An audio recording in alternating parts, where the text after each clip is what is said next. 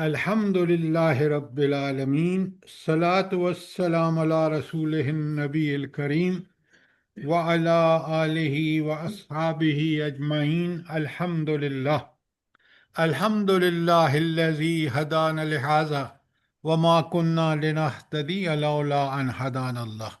رب اشرح لی صدری ویسر لی امری واحلل عقدۃ من لسانی یفقہوا قولی، آمین یا رب العالمین۔ سب سے پہلے تو میں معذرت خواہ ہوں کہ کل 3 دفعہ اس کا ہمارے وائی فائی کا بریک ڈاؤن ہوا، جس کی وجہ سے درس بڑا ڈسٹرب ہوا اور آپ لوگوں کو اس سے کافی تکلیف ہوئی۔ اس کے لیے میں معذرت خواہ ہوں، لیکن ہمارا قصور اس لیے نہیں ہے کہ ہم مجبور تھے، جس وائی فائی کو یوز کر رہے تھے اسی کا پرابلم تھا۔ کل ہم نے بڑی اچھی طرح سمجھا ہے کہ یہ آیات جو ہم زیر مطالعہ ہیں یہ تو غزوہ تبوک کے بعد نازل ہوئیں۔ حالانکہ اس میں تبصرہ سارا غزوہ تبوک کا ہے جو سورۃ توبہ ہے، لیکن بعد میں ان کو پہلے اس لیے رکھا گیا کہ اسلام کا جو سب سے بڑا مقصد تھا نبی کریم صلی اللہ علیہ وسلم کی بعثت اور قرآن کا اور سارے انبیاء کا، کہ انہوں نے صرف دعوت دی ہے کس کی؟ اللہ وحدہ لا شریک کی۔ اور شرک سب سے بڑا ضد ہے توحید کی۔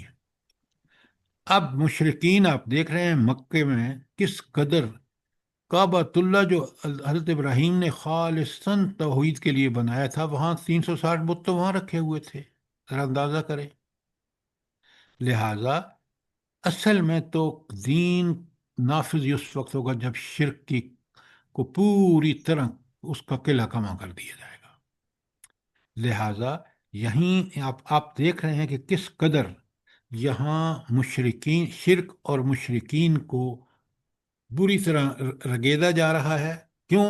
اس لیے کہ اب غزوہ تبوک کے بعد اسلام پوری طرح غالب آ چکا ہے جزیرۃ العرب میں بھی، اور وہ بارڈر جو لگتا ہے رومی سلطنت کے ساتھ جو اس وقت کی بڑی سلطنت تھی، وہاں تک نبی کریم صلی اللہ علیہ وسلم آپ آگے دیکھیں گے کہ 30,000 کا لشکر لے کے گئے ہیں۔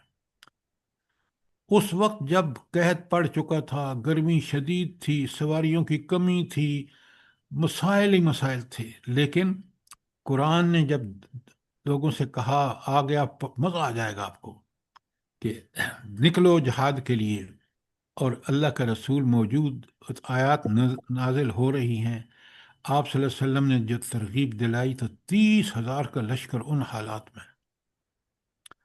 مقصد کیا تھا کہ اگر کسی وجہ سے جو خبریں مل رہی تھیں وہ ٹھیک ہیں، اور وہ ٹھیک تھیں، کہ جو شاہ روم ہے اگر وہ حملہ کر کے اور فتح کرتا ہے، وہ مدینے تک پہنچ جاتا ہے، تو دین تو پھر کبھی اٹھے گا بھی نہیں۔ لہٰذا حضور نبی کریم صلی اللہ علیہ وآلہ وسلم نے بڑا بر وقت یہ قدم اٹھایا کہ 30,000 کا لشکر لے کے خود پہنچے وہاں، اور وہ مقابلے پر نہیں آیا۔ لہٰذا اب دین کا دبدبہ اور رعب آپ دیکھ رہے ہیں۔ پہلے خود ہی اللہ تعالیٰ نے حضور نبی کریم صلی اللہ علیہ وآلہ وسلم کو یہ رعب دے دیا، اور منافقین اور کافر جو تھے وہ اس رعب کی وجہ سے ہمیشہ آپ دیکھیں، چاہے وہ جنگ بدر ہو، جنگ احد ہو، جنگ احزاب ہو، فتح مکہ ہو، تبوک ہو، پوری جگہ دیکھ لیں کہ مسلمانوں کی فتوحات کی سب سے بڑی وجہ کہ اللہ تعالیٰ اپنے انبیاء کی مدد کرتا ہے، رسولوں کی مدد کرتا ہے، اور سب سے بڑی بات کہ آخری رسول ہے تو دین کو اللہ نے غالب کرنا تھا، اور غالب ہوا دین۔ لہٰذا مشرکین کے لیے آپ دیکھیں ان آیات جو ہمارے زیر مطالعہ ہیں، میں کل والی آیات دوبارہ ریپیٹ کروں گا۔ اللہ تعالیٰ فرماتے ہیں، آیت نمبر 8 دیکھیں ذرا اپنے قرآن میں، کیف ان یظہروا علیکم لا یرقبوا فیکم الا ولا ذمہ۔ مگر یہ مشرکین کیسے ہیں؟ جب اگر یہ قبضہ یہ آپ پہ غالب آ جائیں، نہ کسی عہد کی پابندی کریں گے اور نہ کسی رشتہ داری کو دیکھیں۔ یرضوا لکم بافواہہم، اپنے منہ سے جو باتیں جھوٹ کہتے ہیں وہ تو تمہیں راضی کرنے کے لیے کہتے ہیں، لیکن وہ تاب قلوبہم، ان کے دل منکر ہیں اس دعوت سے جو رسول اللہ صلی اللہ علیہ وسلم کے لے کے آئے ہیں۔ کیوں؟ یہ مشرک ہیں، وہ اکثر ہم فاسقین، اور ان کی اکثریت جو ہے ان مشرکین کی فاسق ہے۔ آج افسوس کی بات یہ ہے کہ آپ دیکھ لیں وہی صورتحال کم و بیش یہاں بھی ہے۔ آیت 9 میں فرمایا اشتروا بآیات اللہ ثمنا قلیلا، یہ دنیا کی کم قیمتوں پر اللہ کے احکامات کو بیچ دیتے ہیں۔ کیا مطلب ہے؟ اللہ کے احکامات جو دنیا اور آخرت دونوں میں شرط ہے اللہ کی تائید اور نصرت کی، اس کو چھوڑ کر یہ دنیاوی دولت، شیطان کے پیچھے، طاغوت کے پیچھے، اپنی خواہشات کے پیچھے چلتے ہیں۔ تو یہ بڑی چھوٹی چیزیں ہیں، اصل چیز جو ہے اللہ تعالیٰ کی رضا ہے، اس کی اطاعت اور اتباع ہے۔ تو فرمایا انہم ساء ما کانوا یعملون، جو کچھ یہ کرتے ہیں بہت بری کام کرتوت ہے ان کی۔ تو مشرکین کے آپ دیکھیں کس طرح اللہ تعالیٰ بار بار ہمیں ریمائنڈ کرا رہا ہے۔ آیت 10 میں فرمایا لا یرکبون فی مومن الا ولا ذمہ، کسی مومن کے بارے میں یہ قرابت داری کا نہ لحاظ کرتے ہیں اور نہ کسی عہد کی ذمہ داری کا۔ آپ دیکھ لیں فتح مکہ جو ہوئی ہے وہ انہوں نے کس طرح پہلے معاہدہ کیا فتح صلح حدیبیہ میں، اور پھر خود اسی کی خلاف ورزی قریش نے کی۔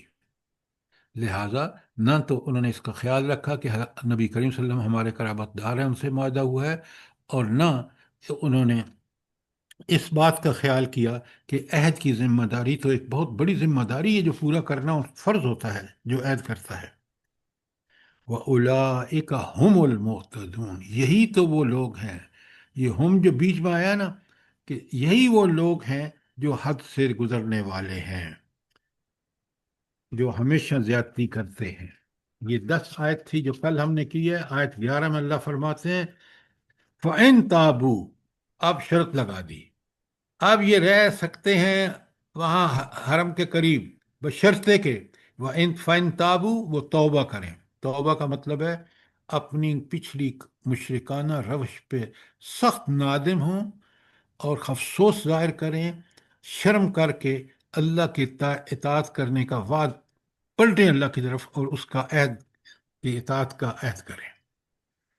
دو چیزیں، بلکہ 3 چیزیں۔ نمبر 1 اقام الصلاۃ، نماز قائم کریں، وآتوا الزکوٰۃ، نمبر 2 زکوٰۃ ادا کریں، فإخوانکم فی الدین، یہ ایمان لا کر نمبر 1، نمبر 2 اقامت صلاۃ کریں، نمبر 3 زکوٰۃ دیں، پھر تمہارے بھائی ہیں۔ اب آج آپ دیکھ لیں ہم مسلمان کہاں تک ایمان، ہمارا وہ پکا سچا ایمان ہے جو صحابہ اور صحابیات کا، یا رسول اللہ صلی اللہ علیہ وسلم کا تھا جو مثالی تھا۔ کہاں ہم نمازیں قائم کرتے ہیں اور کہاں ہم زکوٰۃ دیتے ہیں، آپ دیکھیں۔ یہ بنیادی شرائط ہے کہ وہ مسلمان جب تصور ہوں گے جب یہ 3 کام کریں گے، ایمان لا کر اقامت نماز اور ایتاء زکوٰۃ کریں گے۔ اللہ کہتے ہیں وَنُفَصِّلُ الْآيَاتِ لِقَوْمٍ يَعْلَمُونَ، اور جاننے والوں کے لیے ہم اپنے احکامات واضح کیے دیتے ہیں۔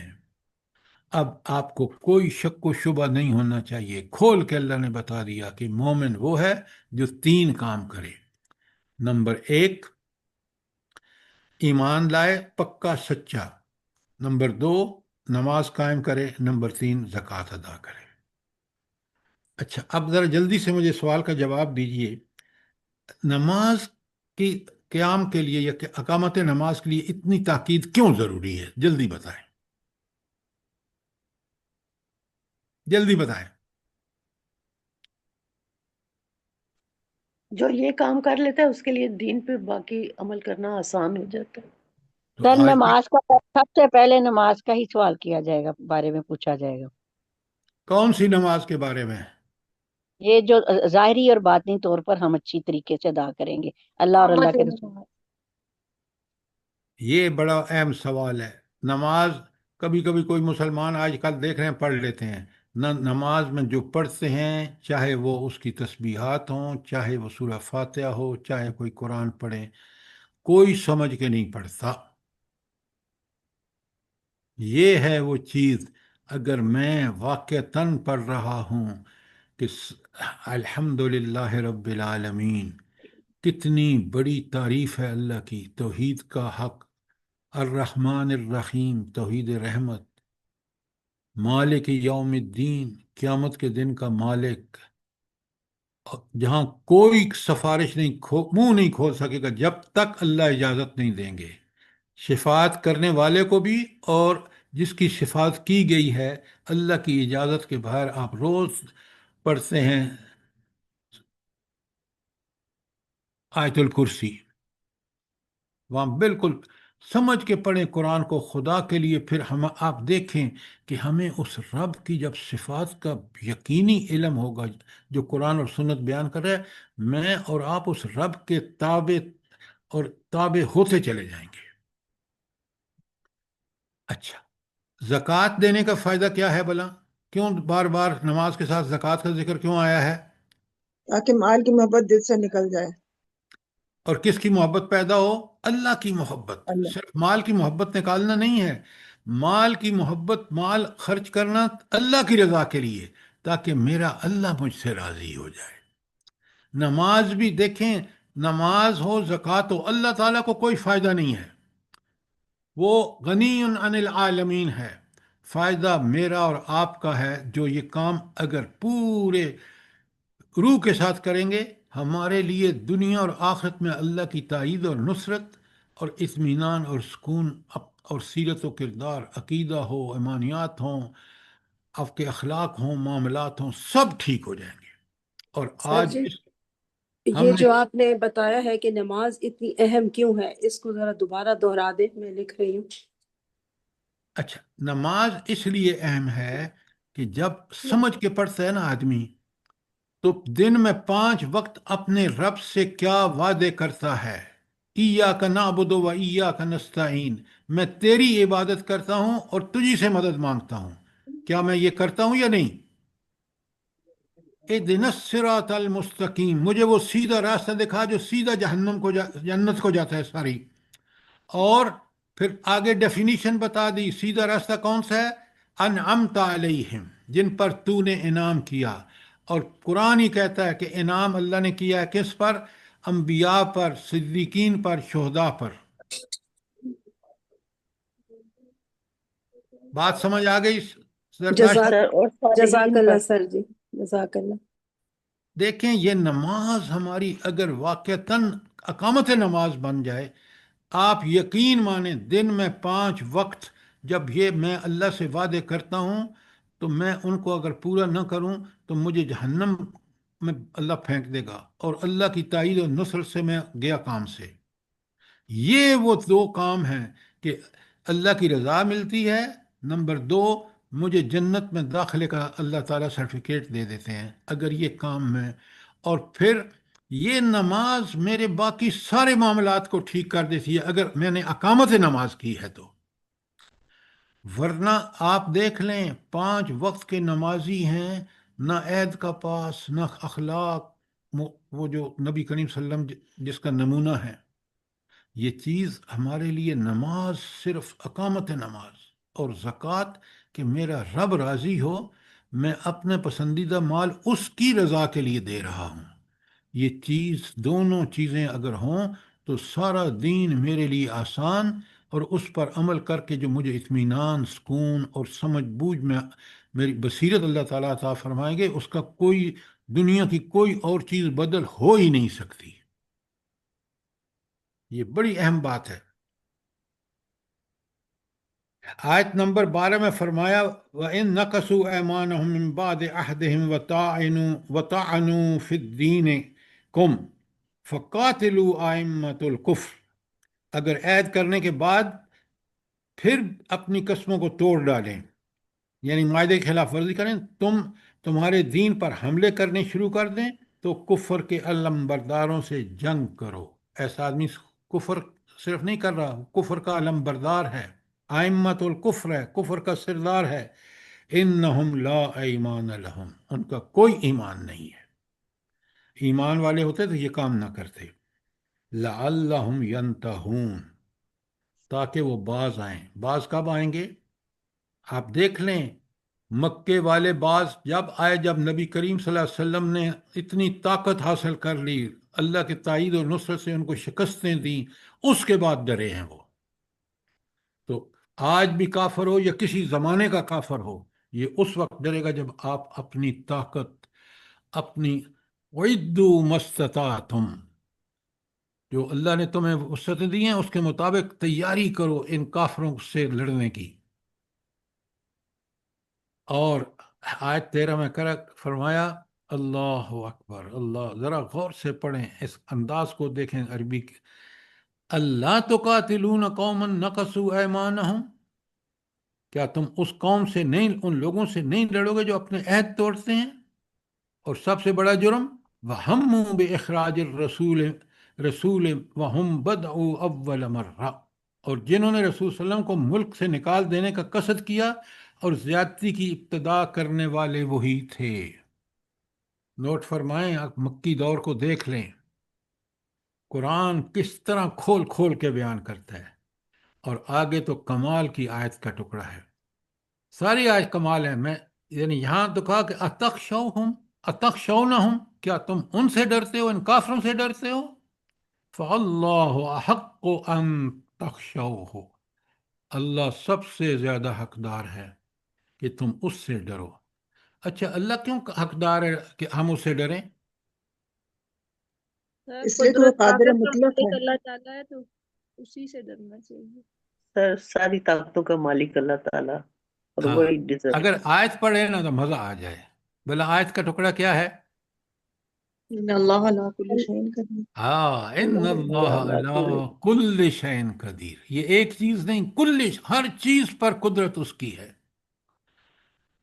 آپ دیکھتے ہیں، خدا کے لیے آنکھیں کھول کے دیکھیں کہ ظالموں کا انجام کیا ہوتا ہے، بالآخر مہلت ضرور دیتا ہے، امتحان ہے دنیا، آخرت میں تو جنت اتنی کوئی امتحان نہیں ہوگا۔ آپ کو اللہ آپ کے اعمال جو ایمان اور عمل صالح کے عین دین کے مطابق ہوں گے، اس کی وجہ سے جنت ملنے کے بعد نہ نعمتوں کا کوئی ٹھکانہ ہوگا، نہ کسی کوئی برائی ہوگی، وہاں پہ امتحان ہے ہی نہیں وہاں۔ اللہ مجھے اور آپ کو وہ لازوال اور بے مثال زندگی عطا فرمائے۔ آمین ثم آمین۔ آمین۔ جی، تھوڑا سا عہد کو کھول دیں، جو اپنے آمین۔ عہد کو دیکھتے ہیں، عہد کون سا؟ واہ بھائی واہ، سب سے پہلے آپ کا اور میرا عہد اللہ کے ساتھ ہے کہ ہم مومن ہیں، تو مومن کا سب سے پہلا کام یہ ہے کہ اس کے ایمان کا تقاضا یہ ہے کہ اس کا اللہ سے عہد ہے، اس کا رسول سے عہد ہے کہ میں آپ کی تابعداری اور آپ کی اتباع کروں گا۔ لیکن یہاں ان آیات میں عہد کا مطلب ہے وہ جو معاہدے کیے تھے مشرکین نے۔ سب سے پہلے آپ کو یاد ہے کہ اللہ کے رسول صلی اللہ علیہ وسلم نے جب صلح حدیبیہ کی تو طے ہو گیا کافروں کے ساتھ کہ جو قبیلہ جس کے ساتھ ملنا چاہے مل جائے، اور معاہدہ یہ ہوتا تھا کہ جس قبیلہ جو ان کا حلیف بنتا تھا، جو ان سے آ کے مل جاتا، معاہدہ کرتا تھا، اس کا پہ حملہ آپ تصور کریں گے کہ گویا آپ پر حملہ ہوا ہے۔ اس لیے رسول اللہ صلی اللہ علیہ وسلم نے بنو خزاعہ کو، جب انہوں نے مشرکین نے اپنے قبیلے کے ساتھ مل کے ان ابو کو، بکر ہاں بنی بکر کے ساتھ، جی ان کے ساتھ مل کر ان پر ظلم کیا، تو گویا انہوں نے معاہدہ توڑا، جس معاہدے کو انہوں نے دستخط کیے تھے، یہ ہے وہ معاہدہ جس کا یہاں ذکر ہے۔ اب سمجھ آ گئی ہے میڈم کہ نہیں آئی؟ جی سر۔ اچھا، لیکن ایک معاہدہ ہمارا بھی ہے، یاد رکھیں، ہر مومن کا معاہدہ ہے اللہ اور اس کے رسول سے کہ ہم آپ کی اطاعت کا حق ادا کریں گے۔ اگر عہد ہم نے، لفظ، جی، لا الہ الا اللہ محمد عہد لفظ سب۔ عہد الس بھی ہے اور کلمے کا مطلب بھی یہی ہے، لا لا الہ الہ الا الا اللہ۔ اللہ۔ الہ کی صفات میں نے بھیج دی ہیں آپ کو کہ اس کے علاوہ کوئی الہ نہیں ہے، نہ میری خواہش نفس ہے، نہ میرا شیطان سے کوئی تعلق ہے، نہ میرا طاغوت سے کوئی تعلق ہے، میں صرف اور صرف میری زندگی اور موت صرف اللہ کے لیے ہے، میں اللہ ہی کی عبادت کرتا ہوں، کیونکہ دو چیزیں اسی کے پاس ہیں، سب چیزیں اسی کے پاس ہیں لیکن خاص کر دو، وہ ہوا بکل شیء علیم، ہر چیز کا علم اس کے پاس ہے، میں نے اس کو حساب دینا ہے، وہ اللہ کل شیء قدیر، طاقت اور قدرت اس کے پاس ہے۔ یہاں ایک شرط ہے، دیکھیں اس آخری آیت کو بڑے غور سے دیکھیں اور آیت کو پورا پڑھا کریں۔ اتخشونہم، کیا تم ان کافروں سے ڈرتے؟ فاللہ حق ان تخشوا، اللہ اس کا بہت زیادہ حقدار ہے کہ تم اس سے ڈرو۔ ان کنتم مومنین، اگر تم واقعی مومن ایمان والے ہو۔ آج آپ دیکھ لیں، ذرا اپنے گرد و پیش دیکھ لیں، کتنا قرآن برحق ہے۔ اچھا، اس کے بعد ہم نے کل کی ہے آیت 14 اور 15، آج آپ نے 14 میں اللہ فرماتے ہیں قاتلوہم، ان سے لڑو۔ یہ ان سے لڑو کا جو ہم پڑھتے آ رہے ہیں، یہ کون ہے جن سے لڑنا ہے؟ مشرقین سے مشرکین، اسلام کے یہاں دشمنوں کا۔ نبی کریم صلی اللہ علیہ وسلم کو حکم دیا جا رہا ہے، صحابہ کو حکم دیا جا رہا ہے کہ قاتلوہم، ان سے لڑو، یعذبہم اللہ بایدیکم، اللہ تمہارے ہاتھوں ان کو عذاب دے گا، وَيُخْزِهِمْ، اور ان کو رسوا کرے گا، ذلیل کرے گا، وَيَنْصُرُكُمْ عَلَيْهِمْ، اور تمہاری مدد کرے گا ان کے خلاف۔ اچھا، یہ جو ٹکڑا میں نے پڑھا ہے، قاتلوہم یعذبہم اللہ بایدیکم ویخزہم وینصرکم علیہم، اس میں سب سے اہم الفاظ کون سے ہیں؟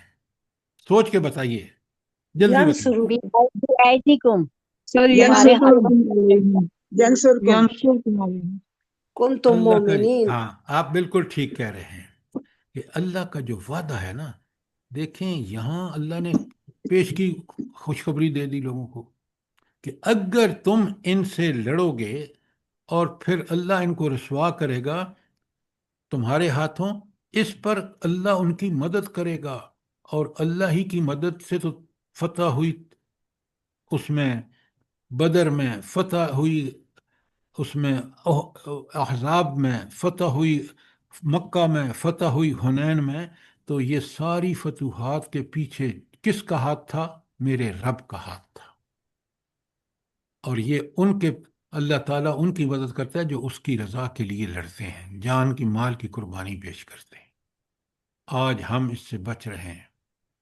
سوچیں، بڑے بڑے غور سے سوچیں کہ حضور فرماتے ہیں کہ جب صحابہ سے کہا نا کہ لوگ ایسے ٹوٹ پڑیں گے ان مسلمانوں پر، نام و نہاد مسلمانوں پر، جیسے بھوکا دسترخوان کی طرف دوڑتا ہے، اور آج بالکل وہی حال ہے۔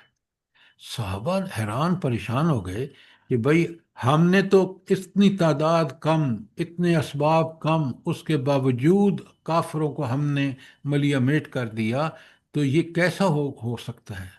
تو حضور نے فرمایا، جب انہوں نے پوچھا نا کہ کیا وہ تعداد میں کم ہوں گے؟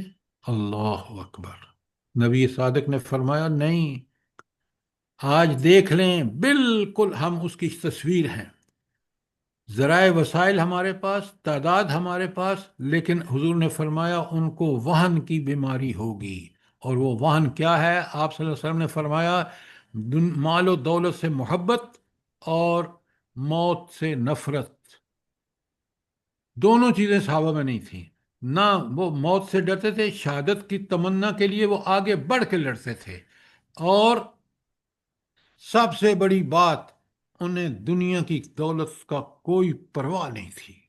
ان کو فرمانے نبی صلی اللہ علیہ وسلم ان کے سامنے رہتا تھا کہ دنیا کو اس طرح گزارو جیسے ایک مسافر گزارتا ہے۔ دوسری حدیث میں فرمایا کہ دنیا جو ہے وہ آخرت میں کی رکاوٹ ہے، تم دنیا سے محبت نہ کرو، تم آخرت کی تمنا کرو۔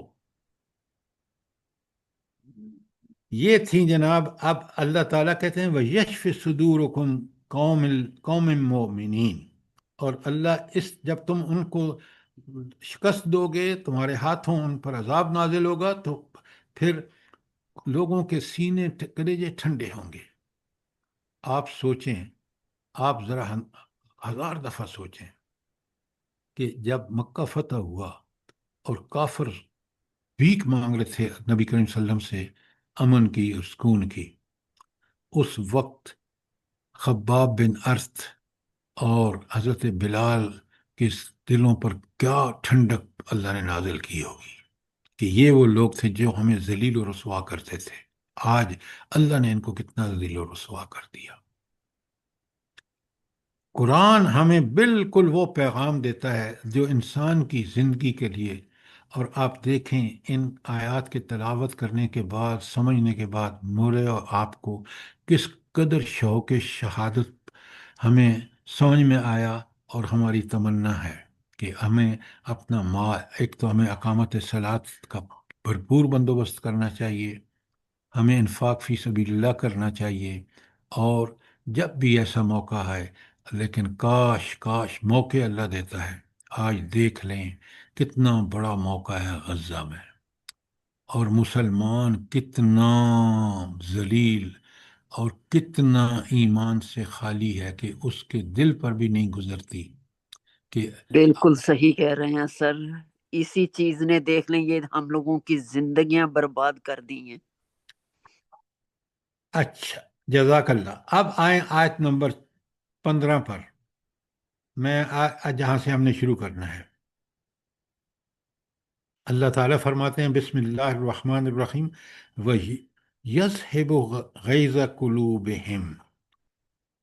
अल्लाह इनके सर जी कुलूब, युजहिब है। सारी सारी युज सारी युज़हिब पेश है, युज़हिब गैज़ कुलूबिहिम, अल्लाह उनके कुलूब की जलन मिटा देगा।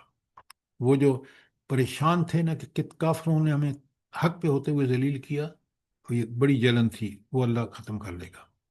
व यतूबुल्लाहु अला मन यशा, ये बड़ी कमाल की बात है, और जिसे अल्लाह चाहेगा उसको तौबा की तौफीक अता फरमाएगा।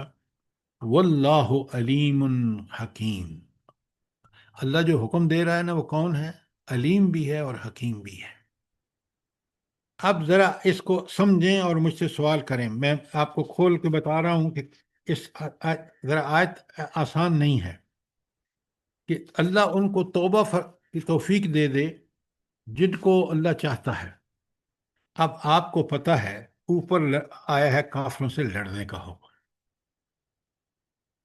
और इस बात का शदीद डर था कि अब अगर हुक्म दिया गया तो ये काफिर तो बड़े फायदे उठा रहे हैं और बड़ी तादाद में भी अभी मौजूद हैं।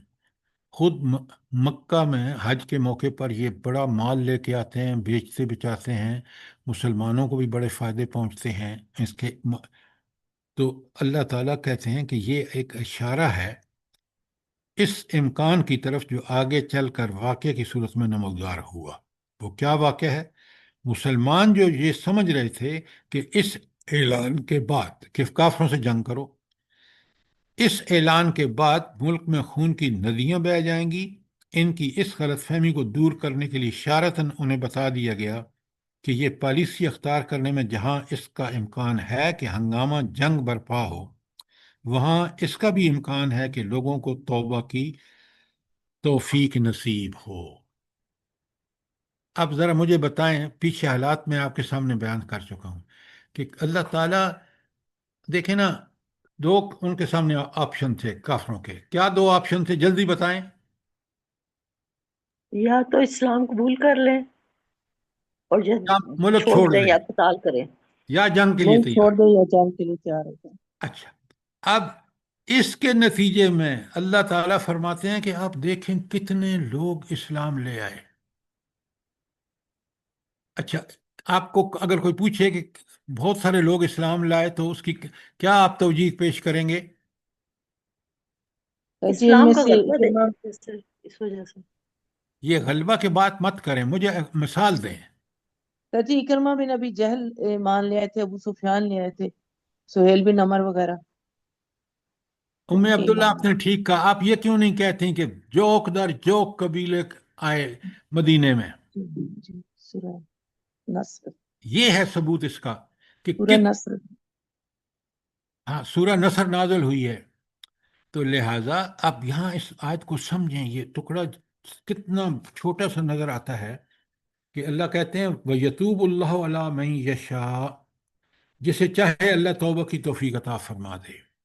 اللہ نے توبہ کی توفیق، جیسے میڈم عبداللہ نے کہا، ام عبداللہ نے کہا کہ ان مکے کے بڑے بڑے مشہور سردار ایمان لے کے آئے، اور سب سے بڑی بات کہ قبیلوں کے قبیلے مدینے آئے اور نبی کریم صلی اللہ علیہ وسلم کے ہاتھ پر اسلام قبول کیا۔ بڑی بات ہے، بہت بڑی بات ہے۔ آیت کو آپ ترجمے سے صرف پڑھ کے نہیں سمجھ سکتے جب تک وہ حالات اور واقعات جو اس وقت ہمارے سامنے ہیں ان کو ہم اس کا حصہ نہ بنیں۔ یہ ہے سیرت کا کمال۔ لہٰذا جنگ تو ہوئی نہیں، لیکن اللہ تعالیٰ نے مسلمانوں کو، کافروں کو توبہ کی توفیق نصیب فرمائی، قبیلے جوک در جوک مدینے آئے، اور مکے میں بھی بڑے بڑے لوگوں نے اسلام قبول کر لیا۔ یہ ہے اس کا مفہوم کہ وہ یتوب اللہ، سوری ہاں، یتوب اللہ علی من یشاء واللہ علیم حکیم۔ بڑی صفت اللہ کی آئی ہے، وہ علیم بھی ہے، وہ جانتا ہے۔ وہ کیا جانتا ہے؟ کہ یہ جو غزوہ تبوک تک 23 سال ہوئے ہیں، اس میں لوگوں کو حقانیت دین کا یقین آ چکا ہے، کافروں کو بھی یقین آ چکا ہے۔ کیوں؟ اس 23 سال میں کافروں نے نبی کریم صلی اللہ علیہ وآلہ وسلم کو جنگوں میں دیکھا، امن میں دیکھا، اب اس پہ مدینے کے سربراہ کی حیثیت سے دیکھا، تو ان کو یقین آ گیا کہ یہ شخص جو کچھ کہتا ہے وہی حق ہے۔ لہٰذا یہ ہے علیم کا مطلب، اور حکیم، وہ اللہ اتنا حکیم ہے کہ جو اس کے دین پر چلتا ہے اس کو بھی حکمت عطا فرما دیتا ہے۔ اور نبی تو آپ کو پتہ ہے کہ بر وقت فیصلے کر کے اپنی حکمت کی وجہ سے۔ بڑی پیاری آیات ہیں، یقین مانیں۔ کوئی سوال آپ کا آیت 15 پر؟ شاباش، جلدی کرے، بہت اہم آیت ہے۔ سر قرآن پاک کو جب تک اس طریقے سے نہ سمجھے کچھ سمجھ میں نہیں آتا، ترجمہ پڑھ کے بھی گزر جاتا ہے بندہ ہاں بالکل، سیرت کے ساتھ۔ ڈاکٹر صاحب آپ نے بالکل ٹھیک کہا۔ اب سنیں، آیت 16 میں اللہ کہتے ہیں ام حسبتم ان تترکوا ولما یعلم اللہ الذین جاہدوا منکم، کیا تم لوگوں نے یہ سمجھ رکھا ہے کہ یوں ہی چھوڑ دیے جاؤ گے، حالانکہ ابھی اللہ نے تو یہ دیکھا ہی نہیں کہ تم میں سے کون لوگ ہیں جنہوں نے جاں فشانی کی اور اللہ کے راستے میں جہاد کیا۔ اس کا مطلب یہ ہے کہ جنت میں جانے کے لیے کیا ضروری ہے؟ جہاد۔ جہاد قتال کے معنی میں بھی ہے، اور جہاد کا مطلب ہے کہ آپ انتھک کوشش کریں غلبہ اسلام کے لیے۔ وہ دعوت سے بھی ہو سکتا ہے، وہ امر بالمعروف اور نہی عن المنکر سے بھی ہو سکتا ہے۔ تو اگر یہ کام نہیں کریں گے، صرف نمازیں پڑھ کے بیٹھے رہیں گے، تو سیدھا راستہ جنت کا جو اللہ سے مانگتے ہیں نا، اس راستے میں تو یہ سب کچھ کرنا پڑے گا اللہ کی رضا کے لیے۔ لہٰذا اللہ جھنجھوڑ کے کہہ رہے ہم حاسب تم، کیا تم نے یہی سمجھ رکھا ہے کہ یوں ہی چھوڑ دیے جاؤ گے؟ وَلَمَّا يَعْلَمِ اللَّهُ الَّذِينَ جَاهَدُوا مِنْكُمْ، اللہ نے تو ابھی تک یہ دیکھا ہی نہیں۔ اللہ جانتا ہے، سب جانتا ہے، لیکن اللہ دنیا کو اور بندے کو پوری طرح آگاہی دینے کے لیے کہ اس نے کیا کیا، تاکہ قیامت کے دن ٹھیک ٹھیک، تو اللہ نے تو دیکھا ہی نہیں کہ تم نے جہاد کیا ہے یا نہیں۔ وَلَمْ يَتَّخِذُوا مِن دُونِ اللَّهِ وَلَا رَسُولِهِ وَلَا الْمُؤْمِنِينَ وَلِيجًا، اور تم نے ابھی تک اللہ، اس کے رسول اور مومنوں کو پکا دوست نہیں بنایا، جب تک یہ نہیں دیکھے گا کہ تمہاری دوستیاں، تمہارے محبت کافروں کے ساتھ ہے، منافقین کے ساتھ ہے، یا اللہ، رسول اور مومنوں کے ساتھ ہے۔ جب تک اس کا ثبوت نہیں دو گے، اللہ کی تائید نہیں آئے گی۔ واللہ خبیر بما تعملون، صفت کو دیکھیے، خوب جانتا ہے اللہ، لمحہ بلمحہ تمہارے جو عمل کرتے ہو نا اس سے پوری طرح واقف ہے۔ اب یہ تھی وہ چیز جو صحابہ اور صحابیات کے خوف سے کانپتے تھے کہ کہیں ہم سے کوئی کوتاہی نہ ہو جائے۔ منافقین کو تو آپ آگے دیکھیں گے کہ مدینے میں نبی کریم صلی اللہ علیہ وسلم کے ہوتے ہوئے کس قدر انہوں نے بہانہ سازیاں کیں، لیکن جو ایمان والا مومن ہے نا، سچے پکے ایمان والا، وہ تو کہتا ہے کہ میں کسی میں کمی نہ کروں اللہ کے اور رسول کے حکم میں۔ سبحان اللہ و بحمدہ سبحان اللہ العظیم۔ تو سر جی یہ جو جہاد لفظ ہے، ہم لوگ تو سمجھتے ہیں صرف لڑنا ہی جہاد ہے، مگر ہر غلط چیز کے خلاف لڑنا جہاد ہے، جھوٹ کے خلاف، سود کے خلاف، بے حیائی کے خلاف، یہ سب چیزیں بھی تو جہاد میں ہی آئیں گی نا؟ میڈم، عورتوں پر تو میدان جنگ میں فرض نہیں ہے نا؟ جی عورتوں پر تو یہی فرض ہے جو آپ فرما رہی ہیں، بالکل ٹھیک کہہ رہی ہیں آپ۔ تو اس طرح جو عورت ان چیزوں کے خلاف جہاد نہیں کرتی، وہ اسلام کا حق ادا نہیں کر رہی، ایمان کا حق ادا نہیں کر رہی۔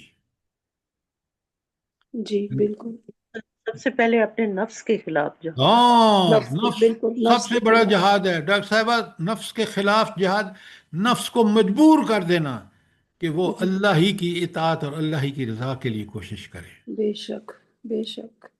اس لیے تزکیہ نفس جو ہے وہ انبیاء کا، خاص کر نبی کریم صلی اللہ علیہ وسلم کا مقصد رہا ہے۔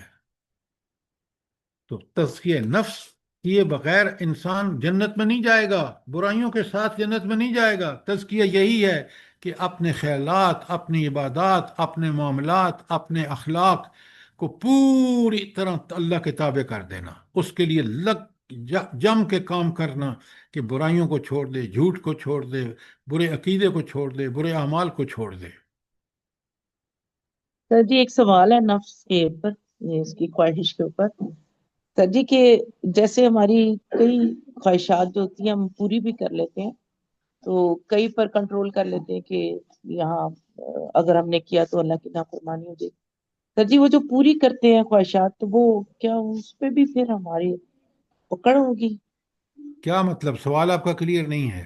سر جی جیسے کہ کچھ خواہشات پوری کر لیتے ہیں نا ہم، اپنی مرضی کر لیتے ہیں کسی نہ کسی معاملے میں، تو سر جی وہ بھی نہیں آپ کرنی اگر چاہیے؟ مومن ہیں تو آپ اپنی مرضی سے نہیں کریں گے، آپ اپنی مرضی کو تابع کر دیں گے اللہ اور رسول کے کہنے پر، پھر آپ مومن ہیں، پھر آپ اس خواہشات کو تکمیل کر رہے ہیں اگر اللہ اور رسول صلی اللہ علیہ وسلم کے حکم کے مطابق، پھر ٹھیک ہے۔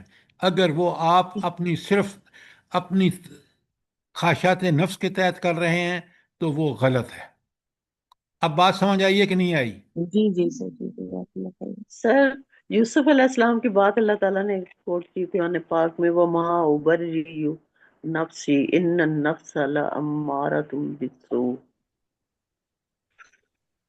بات یہ ہے کہ حضرت یوسف علیہ السلام پیغمبر تھے، اللہ کے بھیجے ہوئے تھے، لہٰذا جو بات انہوں نے کی ہے وہ ہمارے لیے بالکل اصول اور قاعدہ ہے جی کہ سر۔ اپنی نفس کی خواہشات کے تحت جو کام کریں گے نا، اور اس میں اللہ اور رسول کا کوئی دخل نہیں ہوگا، وہ غلط ہو۔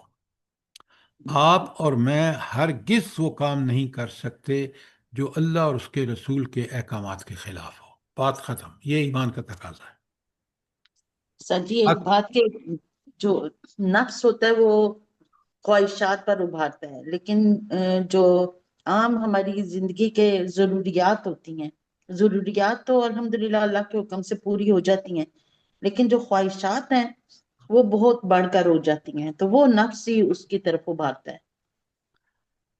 جی میں جو عرض کروں، یہ ڈاکٹر صاحب جیسے فرمایا گیا قرآن مجید میں کہ لا تبذر تبذیرا ان المبذرین کانوا اخوان الشیاطین، تو یہ بھی اسی میں ہی آتا ہے کہ بھئی ہم اسراف نہ کریں، اور جیسے آپ فرما رہے ہیں کہ ایمان کے تحت ہم چلیں گے تو پھر ہی ٹھیک ہوگا، باقی نفسانی خواہشات کے پیچھے چلیں گے تو پھر ظاہر غلط ہوگا۔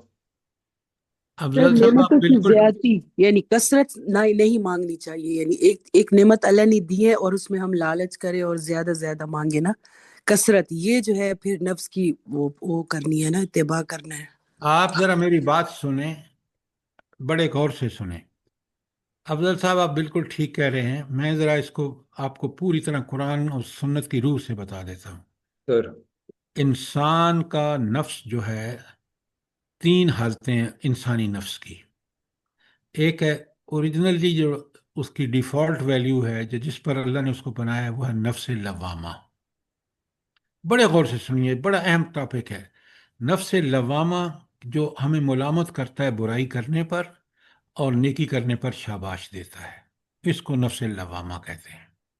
یہ ہمارا نفس لوامہ اس لیے کہ اللہ تعالیٰ نے ہر انسان کو نفس وما سواہا فلہمہا فجورہا و تقواہا، اس کو پہچان دے دی ہے نیکی کی بھی اور برائی کی بھی. لہذا ہمارا نفس اوریجنلی نفس لوامہ ہے. کوئی سوال اس پر؟ پہلے نفس لوامہ کو سمجھ لیجیے. بات کلیئر ہے کہ نفس لوامہ کیا ہے؟ جی سر. جی سر. اچھا، اب اگر اس نفس لوامہ کی آپ قرآن و سنت کے نتیجے میں جو آپ ایمان لائے ہیں تربیت نہ کریں تو یہ نفس امارہ بن جاتا ہے. نفس امارہ وہی ہے جس کا ذکر سورہ یوسف میں آیا ہے کہ یہ تو برائی ہی کا حکم دیتا ہے. جب یہ نفس لوامہ بگڑتا ہے نا، پھر خواہشات نفس کے پیچھے چلتا ہے، شیطان کے پیچھے چلتا ہے، آگے بڑھ کے طاغوت کے پیچھے چلتا ہے. جیسے آج مسلمان حکمرانوں کا نفس ہے، انہوں نے اپنے نفس کو نفس امارہ بنا دیا ہے. بہت سارے مسلمانوں نے آج اپنے نفس لوامہ کو نفس امارہ بنا دیا ہے. میری بات سمجھ آ رہی ہے؟ یہ سوال کریں اگر، کیونکہ یہ بہت اہم جی ہے. سر بالکل، یہ جی نفس سر، غلام. جزاک اللہ خیر. اچھا، لیکن بڑا ایف، اگر آپ نے ٹھیک قرآن و سنت کی اتباع کی ہے تو آپ اپنے نفس لوامہ کو کیا بنا رہے ہیں؟ نفس مطمئنہ. نفس مطمئنہ. اور جب آپ اس پر عمل کر کے اور اس کے فروٹ بھی دیکھتے ہیں کہ یار یہ تو میں نے جھوٹ کو چھوڑا، وعدہ خلافی کو چھوڑا، تو میری تو زندگی بڑی اللہ تعالیٰ کے فضل و کرم سے بڑی پرسکون ہو گئی ہے، آپ اس میں بڑھتے چلے جاتے ہیں حتیٰ کہ پھر آپ برائی کرنے کے روادار ہی نہیں رہتے، آپ نیکی ہی کرتے ہیں. اس وقت آپ کا نفس مکمل نفس مطمئنہ بن گیا. اگر کوئی آپ کو دنیا کی دولت دینا اور کہے کہ آپ یہ برائی کر لیں، آپ کبھی قبول نہیں کریں گے. کیوں؟ آپ کو پتہ ہے یہ دنیا کی دولت لے کر تو میں جہنم میں جاؤں گا جہاں ہمیشہ کے لیے عذاب ہوگا، اور میں نیکی کروں گا اس کے مقابلے میں ہمیشہ جنت میں جا کے ہمیشہ کی زندگی بے مثال اور لازوال ملے گی. جب یہ آپ کا فیصلہ ہو جائے گا تو آپ کا نفس لوامہ نفس مطمئنہ بن گیا. اور ہر آدمی کو، ہر مسلمان کو، ہر مومن مرد اور عورت کو اپنا نفس مطمئنہ بنانا بے انتہا ضروری ہے. تو لفظ لوامہ کو نفس مطمئنہ بنانا یہی تزکیہ نفس ہے. اب بات سمجھ آ گئی آپ کو؟ جی جی سر. الحمدللہ. بہت اچھی طرح سمجھ لیا، کیونکہ یہ بڑا بنیادی نقطہ ہے. جی سر الحمدللہ. صحیح. الحمدللہ. اچھا، اب ہم چلتے ہیں. سر جی ایک پلیز سر جی ایک چیز. سر جی انہوں نے ابھی بات کی تھی مبذرین کی. مبذر سے پہلے آتا ہے اسراف. تو اللہ نے فرمایا کلو واشربو لا تسرفو، لیکن مبذرین تو وہ ہیں کہ جو کہ حد سے زیادہ یعنی نقصان کرنے والے کسی چیز کا، آپ اور جو حد سے بات زیادہ بڑھ جانا. سنیں میری بات. مبذر کہتے ہیں جہاں ضرورت نہ ہو وہاں خرچ کرے. جی جی جی سر. اسراف پہلے اس دونوں کو صحیح اصطلاحات کو سمجھیں. اسراف کا مطلب ہے حد سے زیادہ خرچ کرنا. میرا گزارا، ضرورت کی چیزوں میں. جی سر. آپ ذرا میری بات سنیں، آپ بات کو سمجھیں پوری طرح. اگر میرا گزارا سمر میں 2 سوٹ سے ہو سکتا ہے، 2 جوڑے کپڑوں سے ہو سکتا ہے، اور میں نے 6 خرید لیے، تو یہ اسراف ہے. 2 سے کام چل سکتا، میں نے 6 خریدے. میں اپنے گھر کے اخراجات جو ہے وہ اگر ٹھیک کروں تو فرض کیجئے میں وہ 6,000 ہے اور میں خرچ کرتا ہوں 10,000، تو یہ اسراف ہے. لیکن آپ جب بلا وجہ خرچ کرتے ہیں، بلا ضرورت خرچ کرتے ہیں، اس کو اسراف، وہ اس کو تبذیر کہتے ہیں. مثلاً آپ کو کیا ضرورت ہے برتھ ڈے منانے کا؟ آپ اس پہ جو خرچہ کرتے ہیں وہ تبذیر ہے، اسراف نہیں ہے۔ اب سمجھ آئیے اسراف اور تبذیر کا فرق۔ آپ بتائیں، جس نے اپنے نفس لوامہ کو تربیت کر کے نفس مطمئنہ بنا لیا ہے، وہ تو کبھی نہیں نہ اسراف کرے گا نہ تبذیر کرے گا۔ ہاں، جس نے اپنے نفس مطمئنہ کو نفس امارہ بنا لیا ہے، وہ سارے کام کرے گا۔ اب سمجھ آ گئی بات کہ نہیں آئی؟ جی سر جی بالکل۔ جی سر جی، الحمدللہ۔ الحمدللہ۔ اب آ جائیے آیت 17 پر۔ اللہ تعالیٰ فرماتے ہیں، بڑی غور سے سنیں اور آج آپ دیکھ لیں ہمارے ہاں کیا ہو رہا ہے۔ اللہ فرماتے ہیں، ما کان للمشرکین ان یعمروا مساجد اللہ شاہدین علی انفسہم بالکفر۔ مشرکین کا یہ کام نہیں کہ وہ اللہ کی مسجدوں کے مجاور اور خادم بنے، درا حال ہے کہ اپنے اوپر خود کفر کی شہادت دے رہے ہیں۔ اب سمجھیے بات کو کہ وہ جو مشرکین مکہ تھے نا، وہ یہ سمجھتے ہیں کہ بھائی ہم تو خادم حرمین ہیں، بس ہم تو بخشے بخشائے ہیں، ہم اتنے بڑا نیک کام کر رہے ہیں۔ ساتھ ہی 360 بت وہاں رکھے ہوئے تھے، ان کی پوجا بھی کرتے تھے۔ لہٰذا اللہ تعالیٰ فرما رہے ہیں کہ یہ حرم یا مسجدیں صرف ان لوگوں کے تصرف میں ہونی چاہیے جو کبھی شرک کا شائبہ بھی ان کے اندر نہ ہو۔ یہ تو مشرک ہیں، یہ کیسے آباد کریں گے؟ ان قبضہ ہرگز ان کا نہیں ہونا چاہیے۔ اور آج آپ دیکھ لیں، مسلم دنیا میں دیکھ لیں، پاکستان میں دیکھ لیں، حرم شریف میں کیا ہو رہا ہے اس کو دیکھیں۔ یہ آخرت کی نشانیاں ہیں، بڑی اچھی طرح سمجھ لیں۔ آپ مسجد کو باقاعدہ زوردار طریقے سے لاؤڈ سپیکر پر جب تک درود شریف نہ پڑھیں، درود شریف تو بھائی ہر آدمی کو لازماً پڑھنا چاہیے، لیکن وہ اس لیے کہ یہ مسجد فلاں کی ڈینامینیشن کی ہے، یہ فلاں کی ہے، اس کے لیے وہ ساری چیزیں جو کفریہ ہیں وہ ہم کرتے ہیں دکھاوے کے لیے۔ میری بات سمجھ رہے ہیں آپ؟ نہیں سمجھ رہے؟ جی جی سر جی بالکل۔ سر جی جی سر۔ سر۔ اور آج دیکھیں، یہی وہ اس وقت موقع کہ کافر بھی یہ سمجھتے تھے مکے والے کہ بھائی ہم تو مجاور ہیں۔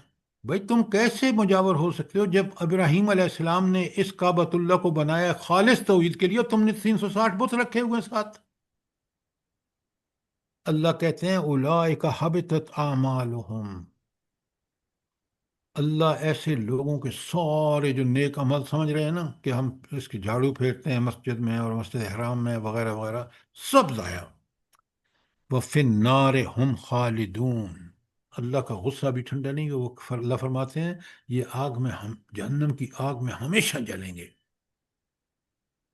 تو میں اور آپ اپنے اعمال میں دیکھ لیں کہیں شرک کا شائبہ تو نہیں ہے۔ کیوں؟ یہ اللہ کو سب سے زیادہ ناپسند ہے۔ اور آپ دیکھ رہے ہیں اب تک جو ہم مطالعہ کر رہے ہیں اس پوری سورہ تو اس کا توبہ کا شروع سے لے کے یہاں تک جو آگے ابھی آیت آ رہی ہیں ابھی 28 تک، یہ سارا مشرکین کے شرک کو ختم کرنے کے اقدامات ہیں۔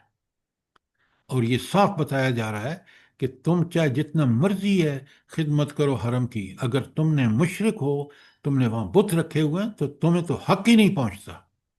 نوٹ فرمائیں ذرا اس بات کو، اور میں اور اپنے اچھی طرح اپنے اعمال کو دیکھیں۔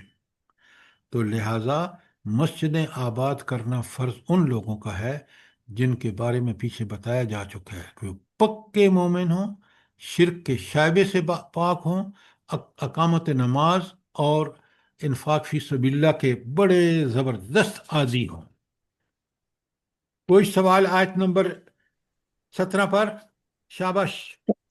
سر ایک بات ہے کہ یہ خانہ کعبہ سے لے کر ہمارے علاقے کی مدرسے اور مسجدوں تک کو بس یہ ہے کہ آمدنی کا اور پیسے کمانے کا ذریعہ بنا لیا گیا ہے، اصل روح ختم کر دیا انہوں نے عبادت کی۔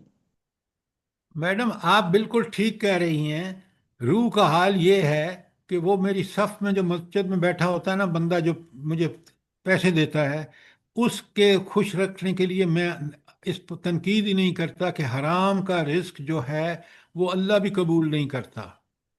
کیوں کہ میں نے میں امام ہوں نعوذ باللہ، اور میں نے پیسے لینے ہیں اس سے، اس لیے میں وہ دین کے اصل کو چھپاتا ہوں۔ یہی کام کرتے تھے بنی اسرائیل۔ بالکل آج ایسا ہی ہے سر۔ اچھا اب سنیں آیت 18 بڑی کلیئر، قرآن کھول کھول کے بعد، انما یعمر مساجد اللہ، یا اللہ مرو کی مسجدوں کا ایک کے آباد کار یعنی خادم تو وہی ہو سکتے ہیں۔ نمبر 1 لکھیں آپ اس کے اوپر، قرآن من آمن باللہ، نمبر 1 اللہ پر ایمان۔ اچھا اللہ پر ایمان کا تقاضا کیا ہے بھلا؟ پہلی شرط ہے، کیوں؟ اللہ پر ایمان کا مطلب یہ ہے کہ میں وہی کروں گا جو میرا اللہ چاہتا ہے، چاہے میرے ماں باپ، میرے بہن بھائی، رشتہ دار مجھے کچھ بھی کہیں، میں نے اللہ ہی کا کہنا ماننا ہے۔ یہ ہے ایمان کا اصلی ثمرہ، نمبر 1۔ نمبر 2، والیوم الآخر، اور آخرت پر ایمان۔ یہ دوسرے نمبر پر آخرت کا ایمان کیوں آیا ہے؟ جلدی سے بتائیں۔ دیکھیں یہ وہ بڑی بنیادی چیزیں ہیں مجھے اور آپ کو۔ آخرت پر ایمان کا مطلب یہ ہے کہ میرا آخرت پر ایسا یقین ہے، قرآن بھی کہتا ہے وَهُمْ بِالْآخِرَةِ هُمْ يُوقِنُونَ، یقین رکھتے ہیں کہ ہر عمل کا وہاں برے عمل کا مجھے سزا ملے گی اور اچھے عمل پر مجھے اللہ انعام دیں گے۔ اور چھوٹے سے چھوٹا عمل، وَمَن يَعْمَلْ مِثْقَالَ ذَرَّةٍ خَيْرًا يَرَهُ، سورہ زلزال میں، کہ برائی ذرا برابر بھی کی ہوگی تو وہاں دیکھ لے گا۔ وَمَن يَعْمَلْ مِثْقَالَ ذَرَّةٍ شَرًّا يَرَهُ، ذرا برابر بھی برائی کی ہوگی تو وہاں موجود ہوگی۔ آخرت پہ میرا ایسا ایمان کہ میں دنیا میں ذرا برابر بھی برائی نہ کروں اور ذرا برابر اچھائی کو کبھی نہ چھوڑوں۔ سنیں اچھی طرح کہ یہ ایمان کیسا مطلوب ہے۔ ہم آخرت پر ایمان بھی رکھتے ہیں، نعوذ باللہ سود بھی کھاتے ہیں، برائیاں بھی کرتے ہیں، تو ہم سمجھتے ہیں نعوذ باللہ کہ اللہ کو کیا پتہ۔ اللہ تو علیم بذات صدور ہے۔ یاد رکھیں وہ جو ہمارے سینوں میں خواہش پل رہی ہیں نا، اس کا بھی اس کو علم ہے۔ تو پہلی شرط ہے اللہ پر ایمان کہ اس کے احکامات کی اتباع، آخرت پر ایمان کہ یقین کہ یہ سب کچھ ہوگا اور وہ یقین ہی مجھے باز رکھتا ہے برائیوں سے۔ تیسری بات وَأَقَامَ الصَّلَاةَ، چوتھی بات وَآتَ الزَّکَاۃ، پانچویں بات وَلَمْ يَخْشَ اللَّهَ وَلَمْ يَخْشَ إِلَّا اللَّهَ، اور اللہ کے سوا کسی سے نہیں ڈرتا۔ اللہ کہتے ہیں آگے سنیں فَأَسَاجْ أُولَٰئِكَ أَن يَكُونُوا مِنَ الْمُهْتَدِينَ، انہی سے یہ توقع ہے کہ سیدھی راہ پر چلیں گے۔ یہ جو 5 کام کریں گے نا، اللہ پر ایمان، آخرت پر ایمان، اقامت صلاۃ، ایتاء زکوٰۃ، اور اللہ کا ہی خوف، کسی اور کا نہیں، یہ وہ لوگ ہیں جن سے جو توقع رکھ سکتے ہیں کہ وہ اللہ کے ہاں کامیاب ہوں گے۔ اب میں اور آپ اچھی طرح اپنے آپ کو ان 5 چیزوں پر خود جائزہ لے کر، خود احتساب کر کے جو مومن کو کرنا چاہیے۔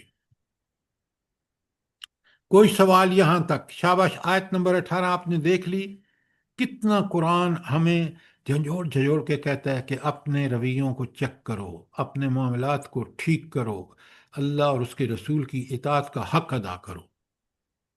سر یہ آیت 16 جو ہے نا جی، اب ہم دوبارہ پڑھ سکتے ہیں کیونکہ 17 اور 18 میں سمجھتا ہوں اسی کی کنٹینویشن ہے اور اس کی فردر ایکسپلینیشن ہے۔ آیت 16 میں جب اللہ نے فرمایا کہ کیا تم یہ سمجھ بیٹھے ہو کہ تم چھوڑ دیے جاؤ گے، حالانکہ ابھی تک اللہ نے ان لوگوں کو جانا ہی نہیں جنہوں نے تم میں سے جہاد کیا اور جنہوں نے اللہ اور رسول کے سوا کسی کو دوست نہیں بنایا۔ تو یہ جب بتایا نا یتوب اللہ علی من یشاء، کہ اللہ جس پر چاہتا ہے اس کی توبہ قبول کرے، اس کے بعد اللہ نے پھر آگے 16ویں آیت میں یہ پڑھا، اور 17ویں آیت اور 18ویں آیت جو آپ نے ابھی بیان کی ہے سر، یہ اس کی ایکسپلینیشن ہے جس کو میں اس طریقے سے سمجھ رہا ہوں۔ اب آپ اس کو کلوز اپ کر دیں پلیز۔ اور میں 16 کلوز کو اپ کرتا ہوں۔ پہلی بات یہ دیکھیں، دیکھیں ہر آیت کو اس کے مقام سے دیکھیں. بالکل اگلی آیات اس کی تشریح ہو سکتی ہیں، لیکن اس آیت کا مطالبہ کیا ہے؟ پہلی بات یہ ہے 16 میں کہ اللہ نے کیا دیکھنا ہے، کیا دیکھے گا؟ کہ تم نے اللہ اور رسول کے علاوہ، مومنوں کے علاوہ کسی اور کو دوست بنایا ہے. یہ مومن کا پوری زندگی میں رویہ ہونا چاہیے کہ ہمارے خیر خواہ وہی ہو سکتے ہیں. پہلے اللہ سب سے بہتر خیر خواہ ہے، اس کے بعد اللہ کا بھیجا ہوا رسول ہے، اور اس کے بعد مومن ہیں جو پکے سچے مومن ہیں. آج آپ دیکھ لیں ہم ڈیوائیڈڈ ہیں، فلاں فلاں نیشنلٹی ہے، فلاں عرب ہے، فلاں عجم ہے، عربوں میں بھی فلاں فلاں شہر کا ہے فلاں. تو یہاں جو چیز ہے وہ ہے کہ مومن جو ہے وہ کبھی اللہ رسول اور مومن کو چھوڑ کر کسی اور سے دلی دوستی نہیں کرتا. یہ بات کلیئر ہے آپ کو 16 میں؟ جی جی. اچھا، اب جو 17 آپ اسی کی تشریح کہہ رہے ہیں، نہیں یہ اس سے بڑھ کر ہے کہ مومن وہ ہوگا جو مسجدیں آباد کرنے کے لیے شرک کا اس میں شائبہ بھی نہیں ہونا چاہیے.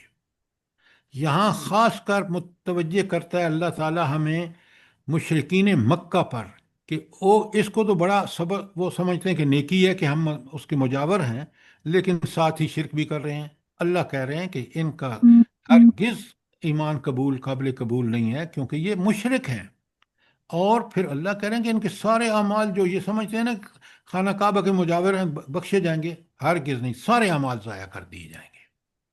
تو ہر آیت کو اپنی جگہ پر رکھ کر دیکھیے، اور پھر آپ دیکھیں آج جیسے آپ نے فرمایا کہ میں آپ کے سامنے آیت 18 پڑھ رہا ہوں. 5 چیزیں جو ہیں، اگر یہ 5 چیزیں ہوں گی تو پھر وہ جو 16 میں ہے نا کہ انسان اللہ ہی کو دوست بنائے گا، رسول کو دوست بنائے گا، مومنین کو اپنا ولی اور دوست بنائے گا. تو یہاں 5 چیزیں بتا دی گئی: ایمان باللہ، ایمان بالآخرہ. ایمان باللہ کا میں نے آپ کو یہ فائنل اینڈ بتا دیا کہ ایمان باللہ کیسا، کہ ہر بات اللہ کی ماننی ہے، کسی اور کی نہیں ماننی، وہ حاکم ہے. آخرت کہ میرا وہاں ایک ایک پائی پائی کا حساب ہوگا. میں نے سورہ انزال کی آخری 2 آیات آپ کے سامنے رکھی ہیں. اقامت الصلاۃ، نماز قائم کرنا، صرف پڑھنا نہیں. اب ہم تو، آپ اگر مجھے سے ایگری کریں کہ 90% لوگ نماز کے روح کو نہیں سمجھتے، ان کو معنی نہیں پتا، ان کو روح کا پتہ نہیں نماز کا. ایسا ہی اور ہے. آت الزکوٰۃ کہ زکوٰۃ ادا کریں. زکوٰۃ انفاق فی سبیل اللہ کی ایک قسم ہے. مومنوں کے لیے تو انفاق جو صدقے، خیرات، کفارے، ہر چیز جو ہے زکوٰۃ اس کا وہ اینولی فکس حصہ ہے. تو اگر یہ نہیں دے گا اور اللہ سے نہیں ڈرے گا، اگر یہ 5 چیزیں ہوں گے تو ممکن ہے وہ بخشا جائے. فعسا، ہو سکتا ہے، اولئک ان یکون من المہتدین، کہ وہ ہدایت یافتہ میں سے ہو. اگر یہ 5 کام وہ بالکل ان کی روح کے ساتھ کرتا ہے، پھر وہ اپنے آپ کو سمجھ سکتا ہے کہ میں ہدایت یافتہ ہوں. تو یہ ہر ایک کا ہے، تو آپ الگ الگ اور اس کے کانٹینٹس کو دیکھ کر پوری طرح سمجھ کے، ورنہ اگر آپ اس طرح کہیں گے نا کہ یہ اسی کی ایکسٹینشن ہے. قرآن اتنا جامع ہے کہ ہر بات کہنے کے لیے قرآن نے اپنا حق ادا کیا ہے. اس لیے چیلنج کیا ہے کہ ایک آیت بنا کے لے آؤ، ایک سورت بنا کے لے آؤ. کوئی آج تک قرآن کب سے نازل ہوا نہیں آج تک لا سکا. نہ الفاظ کا چوائس وہ ہو سکتا ہے جو علیم اور قدیر رب کر رہا ہے، نہ ان میں وہ ان نصیحتیں ہو سکتی ہیں جو اللہ اپنے بندوں کو کر رہا ہے، کیونکہ وہ مالک، خالق، رازق اور حاکم ہے. اللہ آپ کو بہت جزائے خیر دے. یہ تھا خلاصہ. اور اب کیونکہ ٹائم قریب ہے، کوئی اور سوال ہو؟ آج ہم نے آیت 18 تک کیا ہے.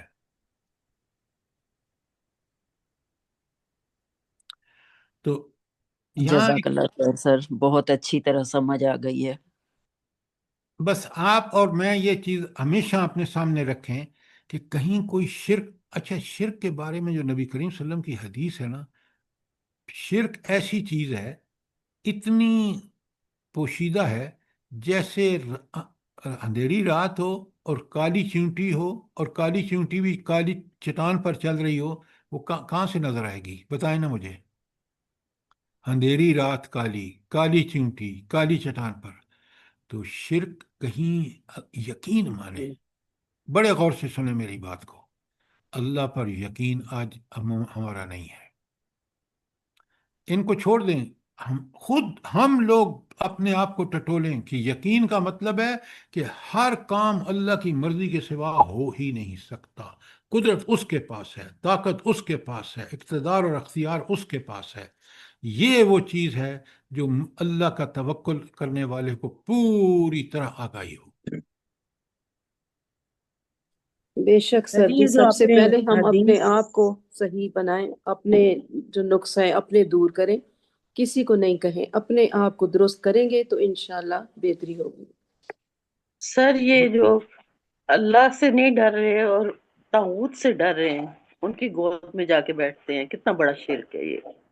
بہت بڑا شرک ہے، بالکل آپ نے ٹھیک کہا، اتنا بڑا شرک ہے کہ دیکھیں نا، طاغوت تو ہے ہی وہ جو اللہ کے مقابلے میں کھڑا ہے۔ جی اب سر، اس سے بڑا شرک کیا ہو سکتا ہے کہ آپ اس کے شخص کی پناہ جا کے لیں، اس کے جوتے چاٹیں، جو شخص کو اللہ کے دین میں تبدیلیاں کر رہا ہے۔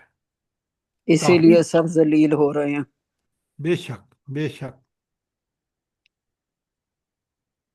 تو الحمدللہ آج وائی فائی ٹھیک رہا، اور یہ بنیادی جو چیزیں ہم درس میں سیکھتے ہیں نا، اللہ تعالیٰ مجھے بھی اور آپ کو ان پر عمل کرنے کی توفیق عطا فرمائے۔ آمین ثم آمین ثم صبح آمین سر، سر اللہ جی پاک ایک آپ بات کو بہت یہاں پر اچھا کہنی تھی خوبصورت جزا دے۔ سر جی، جی فرمائیں۔ سر جی ایک بات ہے کہ یہاں جیسے آپ نے شرک خفی کا ذکر کیا، سر جی شرک جلی جو ہے نا، جو سامنے ہوتا ہے، بڑے قسم کے شرک جو ہیں وہ تو ہمیں جلدی ان کی پتہ چل جاتا ہے، لیکن یہ جو شرک خفی ہے نا سر جی، اس کے لیے بہت محتاط رہنا پڑتا ہے۔ تو اس کے لیے یہ ہے کہ ہمیں کوشش کرنی چاہیے کہ ہم ہر کام کو اپنے اللہ کی طرف لوٹائیں، اور ہر بات کے اندر اللہ کا نام لے کر تو ذکر کریں کہ یہ سب کچھ اسی کی وجہ سے ہوا، میری کوئی طاقت نہیں تھی اور میرا کوئی اس کے اندر اختیار نہیں تھا کہ یہ کام مجھ سے ہو سکے۔ تو یہ ہمیں کوشش یہ کرنی بات جو آپ چاہیے۔ کہہ رہے ہیں نا، میں آپ کو ذرا ایک اور بتاتا ہوں نسخہ، کہ جب اللہ پر توکل کا مقصد ہی یہی ہے کہ ہر کام جو سیدھا ہو رہا ہے، جس میں کامیاب ہو رہا ہوں، وہ میرے اللہ کی طرف سے ہے، اور ہر ناکامی جو مجھے ہو رہی ہے اس میں میری کوتاہی ہے، اور اللہ مجھے کبھی بھی ناکام نہیں کر سکتا جب تک میں نے اس پر توکل اور اس کے رسول کے مطابق میں چل رہا ہوں۔ لہذا اس کا تعلق ایمان سے ہے۔ ایمان سب سے بڑی چیز ہے، استقامت اور برحق ایمان یہی ہے کہ ہر نعمت اللہ نے دی ہے، میرے اوپر شکر واجب ہے، میرے اوپر لازم ہے کہ میں اس نعمت کو، اس احسان کو اسی طرح استعمال کروں جس طرح میرا اللہ چاہتا ہے۔ اگر میں اس میں کوئی تصرف کر رہا ہوں اللہ کے بغیر، تو میرا توکل بھی ٹھیک نہیں ہے، میرا اور شرک بھی ہے یہ۔ اب بات سمجھ آئی ام عبداللہ کہ نہیں؟ جی جی سر جی، کلیئر ہے ماں سر۔ سر توفیق یہ جو الحمدللہ۔ آج کل شادیاں ہوتی ہیں، فنکشنز کتنے کتنے جو ضرورت ہی نہیں ہے، تو یہ بھی تبذیر میں ہی آتا ہے نا۔ جی جی اصل میں شادی اتنی سمپل رکھی ہے اسلام نے، دیکھیں دو چیزیں ہیں، صرف دو۔ سب سے پہلے حق مار ہے، پکا سچا، وہ کوئی چھوٹ نہیں ہے۔ آپ چاہے وہ دیکھیں نا، ایک صحابی سے کہا کہ وہ بالکل غریب تھا کہ بھئی آپ یہ حصہ قرآن کا پڑھا دیں اپنی بیوی کو۔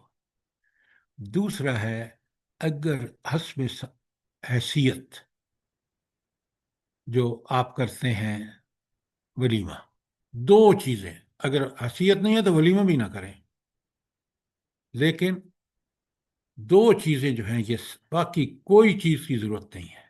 باقی جتنا آپ کر رہے ہیں، تماشے، کارڈ، بیوٹیفل کارڈ چھپوا کے پتہ نہیں کیا کیا، اگر کارڈ آپ اس لیے کہ سمپل کارڈ ہے اور مسنون دعوت کی شادی کا کارڈ ہے، وہ آپ دعوت اس لیے بھیج رہے ہیں کہ بھائی لوگوں کو آج کل کے دور میں مجھے بہت سارے لوگوں کو بلانا ہے اور اللہ کے حکم کے مطابق، تو پھر تو ٹھیک ہے، ورنہ اگر وہ بھی گرین اور گولڈن کلر میں پرنٹنگ اور پھر اس کو بھیجنے کا تاکہ شو آف ہو، یہ ساری چیزیں اسراف ہے، اسراف۔ بالکل سر، یہ اسراف میں آ جاتی ہیں ساری سر چیزیں۔ یہ پچھلے دنوں ایک شادی یوٹیوب پہ میں دیکھ رہی تھی کہ ہوئی ہے، اور اس میں ایک کارڈ جو ہے نا وہ بھی ایک ایک کارڈ ہزاروں میں تھا، اور وہ شادی 15 دن بھی نہیں چلی۔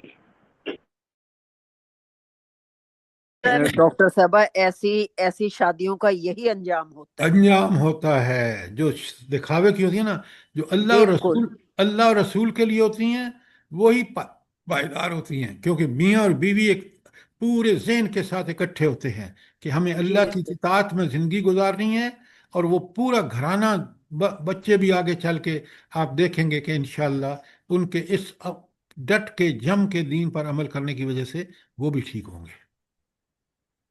سر جی بالکل میں نے سر، بھی ایک جتنی سوال پوچھنا ہے۔ کرنا یہ چاہیے، جتنی چادر ہے اتنے پاؤں پھیلاؤ، سادگی سے بھی شادی ہو جاتی ہے۔ جی آپ کا کوئی سوال تھا میڈم؟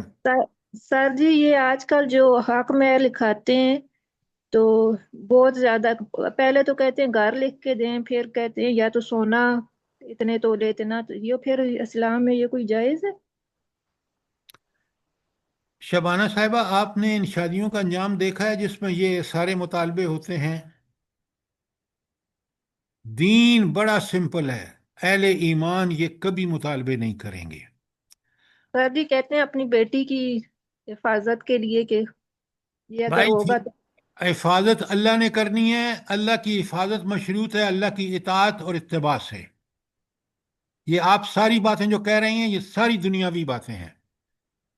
سر جی آج کل اسی طرح ہوتا ہے، کتنے رشتے۔ اوہو، آج کل اگر غلط ہو تو ہم قرآن و سنت کو بھی چھوڑ دیں گے کیا؟ کیسی بات کر رہی ہیں آپ؟ نہیں سر جی رشتے دیتے نہیں ہیں نا، کیا کریں پھر؟ آپ مسلمانوں کے گھر سے رشتے کریں نا۔ بالکل آپ کو ٹھیک ایسی کہہ رہے بچیاں ہیں سر۔ یہ ایسی بات صحیح ہے سر۔ ایسی بچیاں لانے کی ضرورت کیا ہے جو اتنے مطالبے کے ساتھ آئیں، پھر وہ اپنے ساس و سسر کی خدمت کریں گی؟ بتائیں مجھے۔ نہیں سر جی، بالکل بھی سر نہیں جی کرتی۔ سر جی آپ ساس سسر کی خدمت کون کرتا ہے اس زمانے میں اب؟ ہاں، شوہر کی کر لیں تو بالکل صحیح بالکل۔ نہیں، کہہ رہی ہے۔ کرنے والے کرتے بھی ہیں، جو کرنے اللہ والے کے کرتے۔ وتی، اللہ کے فرمانبردار ہوتے ہیں، ان کو پتہ ہے کہ میں نے کس کا کیا حق ہے، اگر وہ ادا نہ کیا تو قیامت کے دن مجھے اللہ تعالیٰ جہنم میں پھینکیں گے۔ اب آپ کہتے ہیں ہمیں شادیاں نہیں ملتی، کیسی بات کرتے ہیں؟ میں نے دیکھا ہے کہ نیک لوگوں کو اللہ تعالیٰ نیک بندوبست کر دیتا ہے۔ ان کونو ما صادقین کا لفظ سنیں قرآن کا، کہ سچوں کے ساتھ رہو، ان سے تعلقات، ان سے دوستیاں، تو آپ کو کبھی مسئلہ نہیں ہوگا۔ اور اگر سر آپ جی یہ حدیث ساری اٹھاتے باتیں ہیں سٹیٹس کے اوپر ہے، یہ سٹیٹس مار جاتا ہے ہمیں، اس کی وجہ سے ہوتا ہے سب تو کچھ۔ سٹیٹس، مسلمان کا سٹیٹس تو یہ ہے کہ وہ اللہ اور رسول کا تابع ہوتا ہے، یہ ہے بالکل۔ ہمارا سٹیٹس۔ باقی سٹیٹس اگر دوسرے دنیاوی سٹیٹس ہیں تو وہ سارے شرک و کفر ہیں۔ طاغوتی کام ہے سر یہ سارے۔ سر بس اب اولاد کے لیے دعائیں مانگنی چاہیے اچھے رشتوں کی، پھر انشاءاللہ اللہ دے دیتا ہے پھر۔ صرف دعاؤں سے کام نہیں ہوتا، عمل سے، دعاؤں کے سر ساتھ جی آپ عمل۔ نے بتائی تھی نا وہ حدیث کہ وہ 4 چیزیں دیکھنی چاہیے، نبی کریم صلی اللہ علیہ وسلم نے جو بتایا کہ کیا جی۔ بات ہے، کیا بات ہے۔ تو ہم تو وہ دیکھتے ہی نہیں ہیں، اللہ کے نہیں رسول صلی اللہ نہیں، علیہ وسلم ہم نے تو دین پر زور دیا۔ دیکھیں نا، یہ جو ہماری بہن کہہ رہی ہے کہ بھائی وہ لکھ کے دو، یہ دو، اور رشتے نہیں ملتے، بھائی کیسی باتیں کرتی ہیں؟ سر اللہ جی کی میری خالہ ہے نا، تو وہ کتنی جگہ پہ گئے، ان کا بات بن گئی ہے، صرف ادھر آ کے بات رک گئی ہے کہ وہ کہتے ہیں گھر لکھ کے دیں، وہ کہتے ہیں ہم تو گھر نہیں لکھ کے دیتے، بس اس وجہ سے ان کا جو ہے تو مسئلہ کھڑا ہو گیا۔ بیٹا، آپ کی خالہ کو چاہیے کہ ایسے رشتے سے توبہ کریں جو گھر لکھوائیں ان سے۔ بالکل صحیح کہہ رہے ہیں۔ خدا مصیبت سے بچا رہا ہے اصل میں تو۔ ہاں بالکل، وہ جو مانگ رہے ہیں نا وہ اس مومن نہیں ہے، ورنہ اگر ان کو، ابھی میری بہن نے کہا کہ اللہ کے رسول نے کہا کہ تم دین دیکھو، اب ہم مال اور دولت دیکھیں گے تو پھر یہی حال ہوگا. اگر ہم دین دیکھیں گے، وہ لڑکا دیندار ہے، لڑکی دیندار ہے، آپ یقین مانیں وہ یکجان ہو جائیں گے. اللہ تعالیٰ ان کی مدد فرمائے گا. کیوں؟ وہ اللہ کو راضی کر رہے ہیں. اللہ ہی کی تائید و نصرت سے ان کے گھر کو ایسا سکون ملے گا کہ پیسہ اور دولت اور مال جو ہے بہت سیکنڈری چیز ہے. اللہ کی رضا سب کچھ سے بڑھ کر ہے. ربنا تقبل منا انك انت السميع العليم وتب علينا انك انت التواب الرحيم. جزاک اللہ. آمین ثم آمین. اللہ پاک ہم سب کو ہدایت کے راستے پہ چلنے کی توفیق آمین دے، آمین. اور جیسے جو شریعت ہے اس کے مطابق سر یہ شادیاں وادیاں اور یہ وہ، اور آپ کو یقین کریں ایسی شادیاں جیسے آپ بتا رہی تھی ڈاکٹر صاحبہ کہ ایسی شادیاں کبھی بھی کامیاب نہیں ہوتی ہیں. نہیں نہیں نہیں، ہرگز نہیں. کیونکہ دیکھیں نا، وہاں میاں کی خواہشات الگ ہیں، بیوی کی الگ ہیں. اللہ کے تابع ہونا چاہتے نہیں چاہتے تو سوال ہی نہیں پیدا ہوتا کہ ان کے درمیان اتفاق اتحاد ہو. اتفاق اور اتحاد، میں آپ کو اپنی زندگی کی مثال بتا سکتا ہوں کہ میرے رب نے کس طرح میرے ساتھ معاملات کیے ہیں. شادیاں ماشاء دو اللہ. کی ہیں، پہلی سے بیوی اولاد نہیں تھی. اللہ رب العالمین نے کیونکہ دینی بنیاد پر ہوئی ہیں، کوئی مسئلہ نہیں ہے، قطعاً کوئی مسئلہ نہیں ہے. دیکھیں اللہ نے کتنی برکت ڈالی ہے سر، اللہ اس کا کتنی اپنی کرم، اس نعمتوں کا سے کرم، نوازا ہے. اس کا کرم. جزاک اللہ.